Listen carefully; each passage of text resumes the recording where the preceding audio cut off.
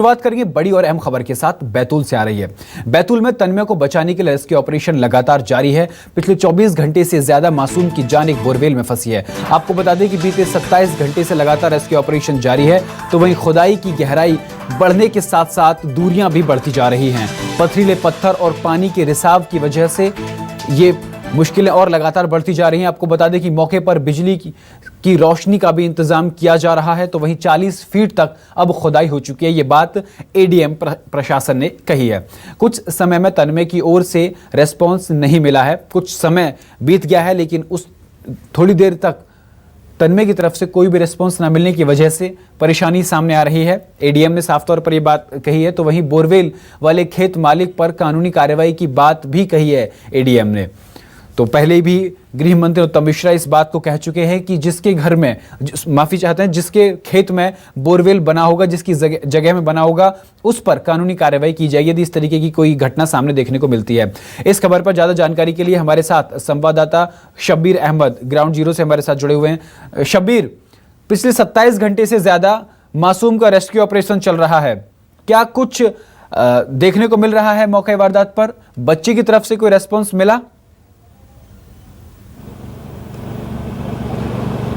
देखिए गौरव, बात की जाए तो यहाँ पर अभी सबसे पहले यहाँ पर जो रेस्क्यू कार्य किया जा रहा है उसकी तस्वीरें आपको दिखा देते हैं। करीब 29 घंटे से ज़्यादा हो गए हैं यहाँ पर रेस्क्यू कार्य चलते हुए, लेकिन अभी तक की बात की जाए तो अभी तक रेस्क्यू पूरा नहीं हुआ। और उसकी सबसे बड़ी वजह ये एक ही है, चट्टाने, और दूसरा यहाँ पर जो रिसाव के कारण पानी आ रहा था। लेकिन जो पानी आ रहा था उससे थोड़ी सी राहत मिली, ये कह सकते हो। इसी के कारण अब तेजी से रेस्क्यू कार्य किया जा रहा है। लेकिन चट्टाने यहाँ पर काफ़ी है, पत्थर जो हैं वो काफ़ी नुकीले हैं, क्योंकि ऊपर की सतह वाली ही जो ज़मीन है वो ही सिर्फ काली मिट्टी की है, और बाकी जो नीचे का हिस्सा है वो काफ़ी पथरीला है, जिसके कारण काफ़ी दिक्कत आती है। एक स्लोप बनाई जा रही है करीब 45 फीट की, और शुरुआत में तो 45 फीट आगे का हिस्से में खोद दिया गया था। लेकिन ऊपर की बात की जाए तो ऊपर की तरफ एक स्लोप बनाने की कोशिश की जा रही है, और उसके बाद फिर 7 फीट का एक और सुरंग बनाई जाएगी, जिसके जरिए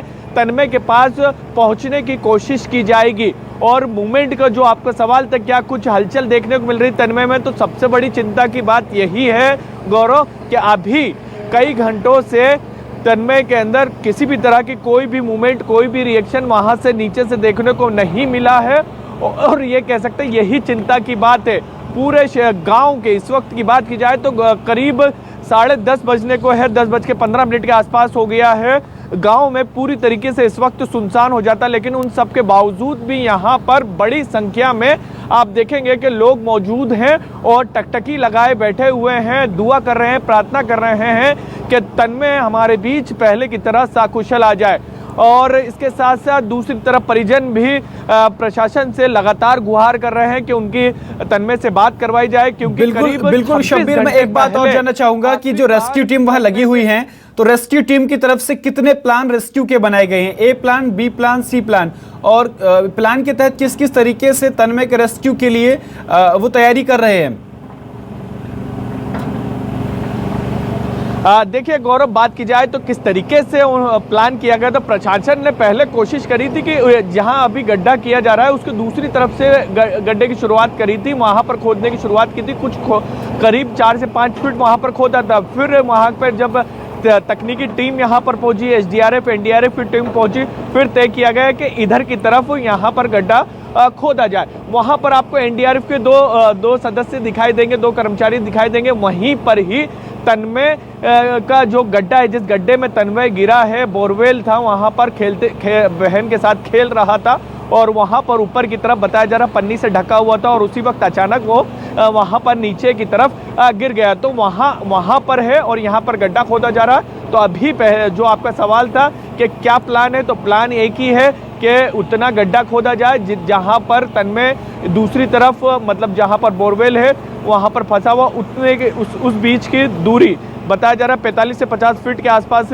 तन्मय फंसा हुआ है। तो उसी उतने ही 7 फीट दूर समानांतर एक गड्ढा खोद दिया गया है। अब उस गड्ढे को ये कह सकते हैं कि स्लोप बनाया जा रहा है, और ये स्लोप बनता हुआ भी नजर आ रहा है। और जैसे ही यहाँ पर रेस्क्यू कार्य पूरा कर लिया जाएगा, टनल बनाया जाएगा 7 फीट का, तो टनल में भी जब टनल बनाया जाएगा, अंदर ड्रिल से छेद किया जाएगा, तो वहां पर भी करीब बताया जाता है कि एक एक फीट जब ड्रिल होता है तो करीब आधा से 1 घंटा 1 फीट के अंदर लगता है, क्योंकि जब 1 फीट होता है तो फिर वहां पर पट्टियां बिछाए जाते हैं, फिर उसके ऊपर बल्ली लगाई जाती है कि ऊपर की मिट्टी नीचे ना गिरे। तो ऐसे ही करते करते 7 फीट की दूरी होगी।